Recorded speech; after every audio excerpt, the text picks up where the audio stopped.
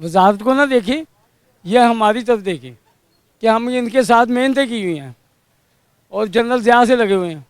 बहुत पुराना कारकुन में। ये लोग कहते हैं ना ये वो, अगर ये बेईमान होते तो हमारे 20-20 घर होते। ये बेईमान नहीं है, अच्छे आदमी हैं, मगर इनको ये है, मेरा मशवरा है कि हुकूमत जाती तो जाए, नो प्रॉब्लम, ये दिलों में बसते हैं। हुकूमत का हमें नहीं टेंशन, ये वाम को ऐसा काम करके जाएं कि हर एक बंदे का मुंह बंद हो जाए।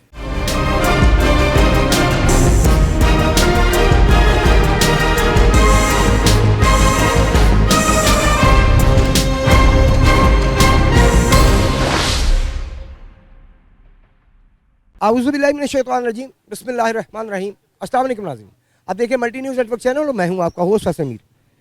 अभी रिसेंटली जो बजट जारी हुआ है उसमें आम आवाम पर दोबारा से टैक्सों का एक बड़ा बोझ डाला गया है IMF के कहने पर, उनके हुक्म पर। और अगर कोई बाहर जाना चाहे तो उस पर भी टैक्सेस आयद कर दिए गए हैं, 15 से 20 हज़ार कम से कम और ज़्यादा 3 से 3.5 लाख रुपया। ये अगर आप इंग्लैंड में जा रहे हैं तो उसका और टैक्स है, अगर आप सऊदीया जा रहे हैं तो उसका और टैक्स है। ये इस तरह उसे कैटेगराइज किया गया है। इसके अलावा आप इकॉनमी क्लास में जा रहे हैं या फर्स्ट क्लास में जा रहे हैं, उसके हिसाब से टैक्स होगा। बहरहाल अगर हम तस्वीर का दूसरा रुख देखते हैं तो अगर IMF की शर्तें मान ली जाएँ तो आवाम मरती है, और अगर IMF की शर्तें ना मानी जाएँ तो मुल्क को चलाना मुश्किल हो जाता है, क्योंकि पैसे के बगैर कोई भी मुल्क नहीं चल सकता। और इसी सिलसिले में हम आज आवाम से बात करेंगे, देखते हैं आवाम उसका क्या जवाब देते हैं। आपके सामने है, देखे कारोबार कुछ भी नहीं है, महंगाई इतनी ज़्यादा है, पीछे से कुछ और मामला तो हमें समझ में आते हैं, कुछ और आगे आके बेसिक बन जाते हैं। ठीक है, देखिए इधर अब हमने शाम की खोली है, दोनों शॉप्स है हमारी ना, उधर आप देख सकते हैं कोई कस्टमर उधर भी नहीं है ना कोई इधर है। इतनी को महंगाई है, कोई दिन में समझ लो कोई 100% में से ना कोई तकरीबन 20% वाम आके बस इस तरह ही गुजर बसर हो रहा है वाम का। कल लोड शेडिंग हुई है, तकरीबन 9 बजे लाइट गई और सुबह 4 बजे आई है। क्या इंसान इधर कारोबार करे? रात को 9 बजे गई, सुबह 4 बजे आई है, क्या कारोबार इंसान करे? मुझे आप बता दें। हमारे तो गवर्नमेंट से यही अपील है कि तामन करे, थोड़ा सा इस तरह ना करे, लोग तो गर्मी की वजह से मर जाएंगे। इधर इधर सारे रोड पर सारी वाम बाहर आई थी कल अपनी फैमिलीज के साथ। इन्वेस्ट करके भी देखे सर, भूखे मर रहे हैं हम। ठीक है, अब तो हमारी विश ही रह गई है बाहर जाने वाली भी। अब तो आसमान में जहाज़ देख के तो हम खुश होते हैं बस कि जी अब कब हम बाहर जाएं। टाटा करते हैं उन्हें, बाय बाय करते हैं हम, हमारा तो दिल करता है हम उनको वट्टे मारे। आपने अपना जहाज में बैठने वालों को शैतान समझ लिया।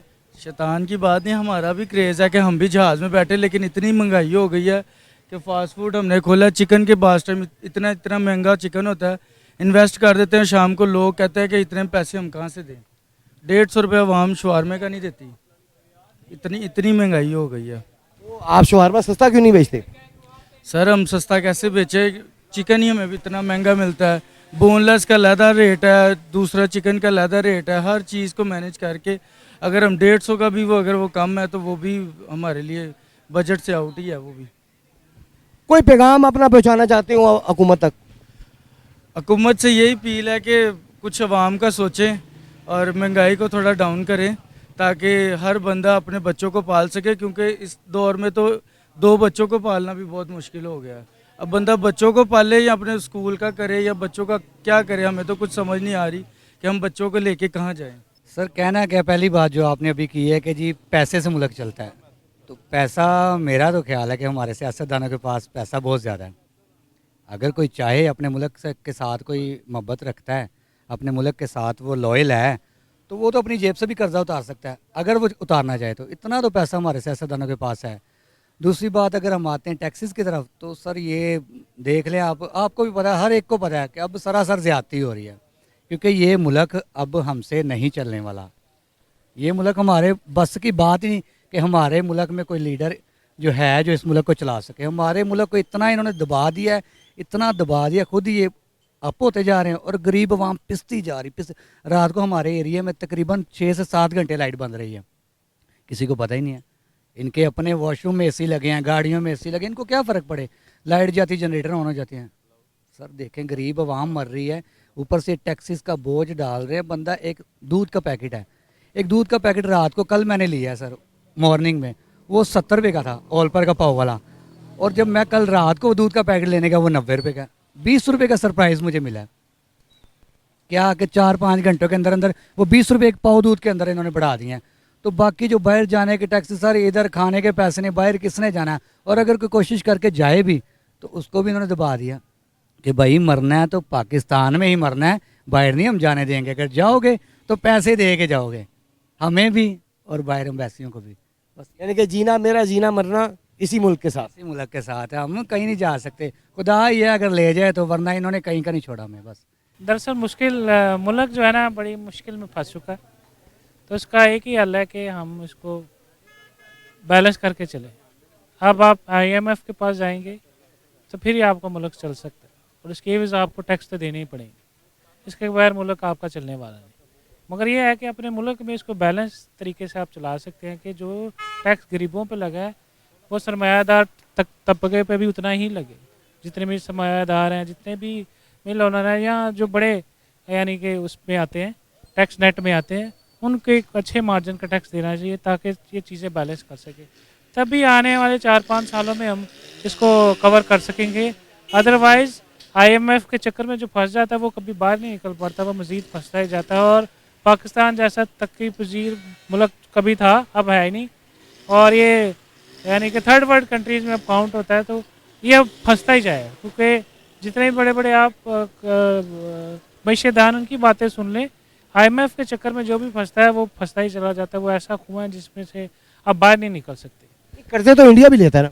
उनके पास सिस्टम है अपनी चीज़ों को मैनेज करने का, मगर हमारे पास सिस्टम नहीं है। हम ले तो लेते हैं मगर वापस करने का हमारे पास कोई मैकेनिज्म नहीं है। मैं वापस कैसे करेंगे? टैक्स से ही आप कर सकते हैं, टैक्स से ही हासिल कर सकते हैं। टैक्स एक मखसूस तबका देता है, या मिडिल क्लास देता है, या तनख्वाहदार तबका देता है। जो अपर क्लास है वो इसमें टैक्स अदा पूरे तौर पर नहीं करती, जिसकी वजह से आपके गर्दिशी कर्जे वैसे के वैसे ही रहते हैं, और उससे क्या आता है, सारा बोझ आवाम पे पड़ता है। तो ये बाय हुक या क्रुक जो भी करें, ये बोझ पड़ना ही पड़ना है। आप जैसे मर्जी इसको कर लें, मुल्क आने वाले 5-10 सालों में इसको ठीक करने के लिए बड़ी मेहनत करनी पड़ेगी। अगर इस तरह चलता जाएगा तो मज़ीद ही डूबता जाएगा। मगर ये है कि हुकूमत वक्त को सोचना चाहिए कि अभी से इसका मैकेनिज़्म बनाएं कि हमने आगे 5 सालों में क्या करना है। अगर हमारे पास 100 रुपया कर्जा है तो हमने इसको 99 करना है, ना कि हम इसको 101 पर लेकर जाएं। तो ये मिलकर ही होगा, सारी सियासी जमातें मिलकर एक मुतफ़िका प्लेटफॉर्म पे काम करें, फिर आगे बढ़ेगा। क्योंकि अगर माशी हालत बेहतर करनी है तो सियासी हालत को मुस्तकीम करना पड़ेगा। और पाकिस्तान में पिछले 4-5 सालों में जो गैर मुस्तकिम सियासी सूरत हाल है, उसी की वजह से मुल्क भी पीछे का पीछे चलता जा रहा है। तो मेरी एक अदना सी यही राय है कि एक तो सारे मिलकर बैठे, जितने भी स्टेक होल्डर हैं वो सारे मिलकर बैठें और मुल्क की तरक्की के बारे में सोचें, तभी होगा। नहीं तो ये टैक्स तो लगते रहेंगे, आवाम बोलती रहेगी, क्योंकि इसके बगैर मुल्क चलने वाला नहीं। आप एक वक्त आएगा एहतजाज करना शुरू करेंगे, उससे क्या होगा, और मुल्क परेशानी में जाएगा। तो हाल यही है कि सारे मिलकर बैठकर सोचें और आहिस्ता आहिस्ता इसको ओवरकम करने की कोशिश करें और दूसरे मुल्कों की तरह आगे बढ़ने की कोशिश करें। सबसे पहले तो ये सरप्राइजेज नहीं है, ब्लंडर्स हैं गवर्नमेंट की तरफ से। बजट में देखें, सबसे पहले तो उन्होंने ओवरसीज़ के लिए जो इनकमिंग है, टिकटों पर उन्होंने टैक्स लगाया अकॉर्डिंग टू कैटेगरी, बिजनेस का, फर्स्ट क्लास और इकोनॉमी क्लास। इकोनॉमी में आई गेस उन्होंने 12,500 रुपये लगाया। और दूसरी बात ये है कि मैं खुद एक ओवरसीज़ हूँ और हमारी रेमिटेंसीज आपको पता है एक सरप्लस चलता है। आप लाइक एक कैटेगरी है, लाइक स्पेशल बजट बंदा होने के लिए। दूसरी बात यह है कि फर्स्ट ग्रेड से लेके 16 ग्रेड तक इन्होंने टैक्स लगाया। और उनकी सैलरीज कितनी है, like I was a police officer before like 3 years back, so I left my job and I went to outside. So like 70,000 salary है। अब बिजली के बिल देख लें, अगर एक AC चलाएँ तो मिनिमम लाइक 20,000 रुपये बिल आता है। नहीं 20,000 कम है, लो 50,000 की बात करें। कर लें। और शेख रशीद का आपने देखा होगा, एक AC चलाए हुए 1.5 लाख रुपये बिल आया गैस उनका। तो पिस तो हम जैसे लोग रहे हैं ना, लाइक जो इवन के मैं टू बी ऑनेस्ट एक और बात बताता हूँ, people don't want to do government jobs right now, salaries नहीं अच्छी। दूसरी बात ये देखें किन पे टैक्स लगाया है इन्होंने, फर्स्ट टू 16 ग्रेड तक, और क्या है वो लाइक। और दूसरी बात कि जॉब्स हैं किधर है। अभी आज ही मैं पोस्ट पढ़ रहा था इंस्टाग्राम पे कि पाकिस्तान में 7,000 ऐसे लोग हैं यंग स्टूडेंट्स जिन्होंने MBBS किया और they are jobless. So what they should do now, like they have to go outside. और वो आपने एक केस सुना होगा जिसके पास वो आई थिंक 29 गोल्ड मेडल है, स्टिल ही जॉबलेस. तो obviously he will go abroad now. तो हमारे मुल्क का तो अल्लाह ही हाफिज़ है.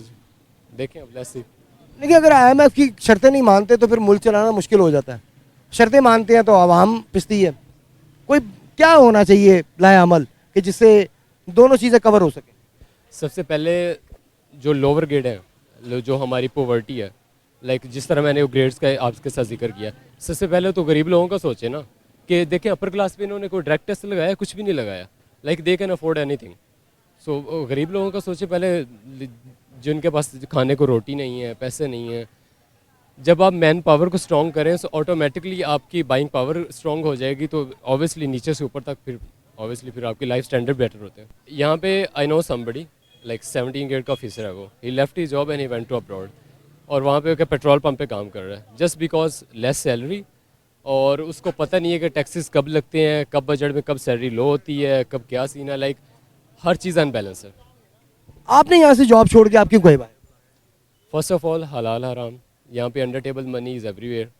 दूसरी बात यह है कि आपकी तरबियत, आपकी ग्रूमिंग पे आल्सो डिपेंड्स के आप लाइफ में क्या चाहते हैं. और दूसरी बात ये कि अल्लाह का शुक्र है, टू का राइट डिसीजन. और I am working for a military officer in Abu Dhabi right now. माशाल्लाह माशाल्लाह. मैं तो सर जी यहाँ पर होता नहीं, मैं तो बेसिकली बुढ़ापे संगरी में होता हूँ. लेकिन अभी मैं इस बारे में इसलिए नहीं कुछ कह सकता क्योंकि टैक्स के बारे में अभी मुझे आपसे इन्फॉर्मेशन मिली है. लेकिन मैंने अभी अपनी टिकट वगैरह देखी है तो उस पर टैक्स जो है इतराज़ नहीं हुआ. लेकिन आगे जब मैं टिकट लेके जाऊंगा फिर मुझे पता लगेगा किस पर कितना टैक्स है. मैं तो यूरोप में होता हूँ, फिर उस लिहाज से मुझे पता लगेगा किस पर कितना टैक्स है और किस पर कितना नहीं है. लेकिन अभी जो आप टैक्स की बात कर रहे हैं, जो हुकूमत ने अभी मिसाल के तौर पर इलेक्ट्रिसिटी का कह सकते हैं, उस पर जो इतना टैक्स हुआ है वो मुझे पता है कि 1 महीना मैंने घर में बिजली यूज़ किया, इन्वर्टर लगाया और उसका बिल आया 1 लाख. ये गलत बात है. 1 लाख उसका बिल मैंने अभी दिया. वो कह सकते हैं कि इन्वर्टर लगाने का? एक इन्वर्टर लगाने का बस 1 लाख बिल आया. तो अगर दिन रात भी इन्वर्टर चले फिर भी 1 लाख बिल आए तो ये बहुत ज़्यादा है. एक दिन रात चला? हाँ, दिन रात चला है. तो चले आपके पास तो बाहर की कमाई है. बाहर की कमाई की बात नहीं है, लेकिन वहाँ पे भी मेहनत है, मेहनत करते हैं तो कमाई है ना. लेकिन एक आम बंदा तो अब 1 लाख उसकी बेचारे की 3 महीने की सैलरी है जो पाकिस्तान में ला रहा है, तो वो तो नहीं इतने पैसे दे सकता. 1 लाख कहाँ से बिल देगा. कल हम एक जगह पर खड़े थे इसी तरह टोबैको शॉप पर, उसने बताया, उसने कहा मैं सिर्फ एक बल्ब ऑन करता हूँ, उसे कितना बिल आया होगा 5,000 1 महीने का. 5,000 बिल. कोई वहाँ पे पंखा वगैरह, फ्रिज वगैरह? कुछ भी नहीं, सिर्फ एक ये बल्ब ऑन कर रहा है. और फ्रिज तो उसका चलता होगा ना, बोतल वगैरह रखते? नहीं, वो भी उसने बर्फ़ रखी हुई है, फ्रिज भी नहीं चलती. आप देखें कि क्या हालात है. जो बात हुकूमत ने इतने टैक्स आयद कर दिए, देखें बाहर बेसिकली ये फ़र्क है कि वहाँ पर टैक्स देते हैं 36%, लेकिन क्या है वो अपनी हुकूमत को उतना ओबलाइज करते हैं. उसके बाद वो उतने पैसे अगर आप लगा लें मिसाल के तौर पर, अगर आपकी एज है 55 to 60 ईयर, उसमें आप जितने भी पैसे आपका खाना पीना, आपका रहना, उसके बाद आपका मेडिकल, आपकी ट्रांसपोर्टेशन, आपकी हर चीज़ फ्री है, वो हुकूमत देखते हैं. इधर जो हम टैक्स पे कर रहे हैं हमें उसका क्या मिल रहा है? कुछ भी नहीं मिल रहा. उसके बदले तो हमें कुछ नहीं मिल रहा. ये आपको भी पता होगा, आप भी इंटरव्यू करते हैं, आप भी बता सकते हैं उसके बदले हमें क्या मिल रहा है. अगर हम इलेक्ट्रिसिटी का बिल दे रहे हैं उसमें टैक्स दे रहे हैं, खाने पीने पर टैक्स दे रहे हैं, अपनी सैलरियों में टैक्स दे रहे हैं, तो क्या फ़ायदा. उधर सिर्फ ये है, अब उधर आप मानेंगे नहीं, उधर बिजली और ये इलेक्ट्रिसिटी, बिजली, पानी और गैस, इसका बिल कम से कम आता है. लगा लें कितना बिल आता होगा. अभी तक मुझे 2 साल हो गए हैं बाहर रहते हुए, तो कम से कम बिल जो मुझे आया वो आया सिर्फ 10,000 रुपया इलेक्ट्रिसिटी का बिल. और सारी चीज़ें इलेक्ट्रिक है और वहाँ पर इलेक्ट्रिक हीटर है, हर चीज़ है, और 10,000 रुपया बिल. आप लगा लें कि बेसिक जो ज़िंदगी की चीज़ें हैं उस पर उन्होंने बहुत महंगाई नहीं है. अब आप वहाँ से कोई घी लेते हैं, कुछ भी लेते हैं खाने पीने की, क्योंकि देखिए हमारा जो खाना पीना है हमारा पाकिस्तानी हमारा रहता है, उनका जो खाना पीना उनके लिहाज से अगर आप परचेज़ करें तो वो महंगा नहीं है. 100 या 200 यूरो में एक आप अच्छी ज़िंदगी सर्वाइव कर सकते हैं वहाँ पर. लेकिन वहाँ पे $50 में तकरीबन 6-7 आम ही मिलते हैं. वो तो बात है, मैंने खुद 3500 के किलो आम खरीदे. देखें वो अब घोड़ों ने नहीं खाने, वो बेसिक नेसेसिटी किसकी है, वो हमारी है. ये आपकी बात ठीक है, लेकिन वहाँ पे सैलरी भी तो देखें ना. अब मैंने 3 दिन, मैं आपको बता रहा हूँ बुढ़ापे संगरी में होता, मैंने 3 दिन सही मेहनत की. मैंने लगा लें सुबह रात 12 से दोपहर 12 से लेकर रात 2 बजे तक काम किया, लगा लें 14 घंटे काम किया. वो कितने बंदा अर्न कर लेता. मैंने 3 दिन में 1 लाख रुपया कमाया. अब यहाँ पर एक महीना भी बंदा डबल ड्यूटी भी कर ले, उसकी 1 लाख सैलरी नहीं हो सकती. देखिए अगर वो पैसे हम लगाते हैं, हमें पैसे उस तरीके से देते भी हैं ना. वहाँ पर अब मैं मास्टर कर रहा हूँ, मैंने मास्टर कर लिया वहाँ का, ठीक है. मैं फूड डिलीवरी का भी काम करता हूँ, वहाँ पर मैं KFC में भी काम करता हूँ. अगर मैं किसी के घर फूड डिलीवरी देने गया हूँ, इतनी इज़्ज़त है, उसने सर कह के बुलाना है. एक काम करने में भी पता चलता है ना कि आप कोई भी काम कर रहे हैं, छोटे से छोटा कर रहे हैं, बड़े से बड़ा, उसमें आपको इज़्ज़त मिलती है। वो लोग इज़्ज़त करते हैं, यहाँ पर इज़्ज़त है नहीं है इज़्ज़त। अब KFC में काम करते हैं, मेरा सीनियर मैनेजर था, वो खुद पास खड़े होकर वो सफाई कर रहा है, हर चीज़ कर रहा है। मैंने उसके पास गया, मैं कहा नहीं ये मेरा काम, मैं उसने कहा नहीं ये मेरा रेस्टोरेंट है, मैं खुद इधर काम करूँगा, मैं सैलरी ऐसे नहीं ले रहा उनसे, जो मेरा काम है मैं करूँगा, तेरा काम है उधर जाके ब्रेडिंग करना, तो वो कर, ये मेरा काम है। तो यहाँ पर ऐसे कोई मैनेजर कह सकता है? यहाँ पर तो वो कहते हैं सबसे पहले ऑफिस बॉय को बुलाओ, वो पानी पिए, पिलाएगा तो मैंने पानी पीना है। बस यही चीज़ें हैं जो हमें आगे नहीं बढ़ने देती, इसके अलावा तो कोई और बात नहीं है। बाकी जो मरियम नवाज़ के, मैं फ़ैन नहीं उसका कह सकता या कुछ नहीं, नून लीग के सपोर्टर नहीं है, लेकिन एक है कि चलो पंजाब को फिर भी उसने थोड़े से ऐसे काम किया जो हम देख के कह सकते हैं, जैसे एयर एम्बुलेंस का है, उसके बाद लड़कियों के तहफ़्फ़ुज़ के लिए उसने काम किया है, फिर उसके बाद उसने एक दो और अच्छे काम किया है, सड़कें वगैरह ठीक कर रही है। उसके बाद जो पानी पहले जमा हो जाता था वासा पर उन्होंने काफ़ी ये चीज़ें की हैं। बच्चों को सुबह सुबह दूध देने का भी उन्होंने, दूध देने का ऐलान किया, ये जो चीज़ें एयर फिर क्या उन्होंने जो हकूक़ नस्मा है उस पर भी काफ़ी ज़्यादा सख्ती की है, उस कानून के ऊपर। हाँ जी ऐसे, या फिर एक उनका मैं देख रहा था बाहर बैठे, उन्होंने कोई आप गवर्नमेंट ऑफिस से कुछ भी आपने डॉक्यूमेंट मंगवाने हो, आप उनके राइटर को फ़ोन करें, वो आपको डॉक्यूमेंट दे के जाएंगे। जो चीज़ें ऐसी हैं वो कर रहे हैं ठीक है, लेकिन जो टैक्स है इतना ज़्यादा आए तो वो, अब वो तो ये इन्होंने भी नहीं करना, टैक्स तो बेसिकली मेन शहबाज शरीफ साहब ने और उनकी हुकूमत ने करना है। अब ये कहते हैं मुल्क दिवालिया चला गया, मुल्क दिवालिया चला गया, जितना भी दिवालिया हो गया इतनी महंगाई तो नहीं हो सकती जितनी कर रहे हैं, या तो लोगों की सैलरी भी उतनी करें कि वो फिर उसमें गुजारा कर सके। अब एक आम बंदे की यहाँ पे सैलरी अगर आप लगाएं, मिनिमम वेज कितनी है, 35,000 होगी, 40,000, तो उसका 20,000 बिल आ जाएगा, उसने किराया देना है, हर चीज़ देनी है, कहाँ से खाए पिएगा? मसला है ना सर जी। अब लोग कहते हैं बाहर है आपकी मोजियाँ, ये सारे, बाहर भी मेहनत करनी पड़ती है, सारा करना पड़ता है, फिर पैसे आते हैं, ये तो नहीं, और बाहर इससे डबल मेहनत करनी पड़ती है। बाहर मैं समझता हूँ ज़्यादा मेहनत करनी पड़ती है, यहाँ पे तो चलो कोई अपने होते हैं, कोई साथ दे देते हैं, कोई दोस्त साथ दे देते हैं, कोई भाई साथ दे देते हैं, कोई रिलेटिव साथ देते हैं, लेकिन बाहर के मुल्क में आपने कमाना है तो ही खाना है। ऐसे ही है सर, बाहर के मुल्क में आप डबल मेहनत करते हैं, बेसिकली वहाँ पर ज़िंदगी ये है, आसान नहीं कह सकते, वहाँ पर ज़िंदगी ये है कि आप फ्री बैठ नहीं सकते। अगर आप फ्री बैठेंगे, पहली बात है ना कोई आपका भाई ना कोई आपका दोस्त, आप फ्री बैठ के घर में क्या करेंगे, कुछ नहीं, उससे अच्छा आप कहीं काम पर चले जाएंगे। फिर काम पर जाएंगे, अगर उन्होंने 8 घंटे ड्यूटी देनी है, मैंने खुद की है, हालांकि मैं मास्टर का स्टूडेंट हूँ और मास्टर कंप्लीट है, ठीक है, लेकिन आपने 8 घंटे KFC में काम करना है, तो इसका मतलब कि आप 8 घंटे खड़े हैं। अगर उन्होंने आधे घंटे की ब्रेक देनी है तो आधे घंटे की, उसके बाद आप अपना काम कर रहे हैं। वहाँ पर जो काम है उन्होंने देना है, ये नहीं है कि पाकिस्तान में ये होता है ना कि चलो यार 8 घंटे की जॉब है तो 4-5 घंटे कर ली तो उसके बाद बैठ गए, वो ये सीन नहीं है। चाहे आप बड़ी पोस्ट पे हैं, चाहे आप छोटी पोस्ट पे हैं, मेहनत आपने करनी है तो आपने पूरी करनी है, पूरे 8 के 8 घंटे आपने मेहनत करनी है। सर जब से ये हुकूमत आई है ना, इन्होंने चाहे थोड़ा बहुत फ़र्क पड़ा ज़रूर है। इनको चाहिए कि बिजली को भी कम करें, जैसे इन्होंने आटा कम किया है, इनकी मेहरबानी है। ये बेस्ट बंदे हैं हमारे लिए, पाकिस्तान के लिए, मगर ये इनकी हुकूमत जाती तो जाए, ये ऐसा काम करें कि सारी चीज़ें की महंगाई कम कर दें। आप नून लीग के सपोर्टर हैं?